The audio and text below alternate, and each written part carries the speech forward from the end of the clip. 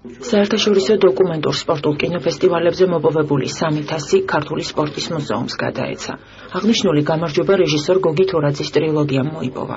სპორტისა და ახალგაზრდობის საქმეთა მინისტრმა ტარიელ ხეჩიკაშვილმა ხელოვანს წარმატება მიულოცა. კინორეჟისორ გოგი თორაძის სატელევიზიო დოკუმენტური ფილმი „ოვალური ბურთი“ ტაშკენტის სპორტული ფილმების საერთაშორისო კინოფესტივალის ლაურეატი გახდა. სპორტის პოპულარიზაცია ძალიან მნიშვნელოვანია სპორტის ახალგაზრდობის სამინისტროს სამთო ყველა იმ პროექტს, რომელიც ემსახურება ჩვენი დიდების გამოტანას და მის პოპულარიზაციას, აუცილებლად იქნება მხარდაჭერილი.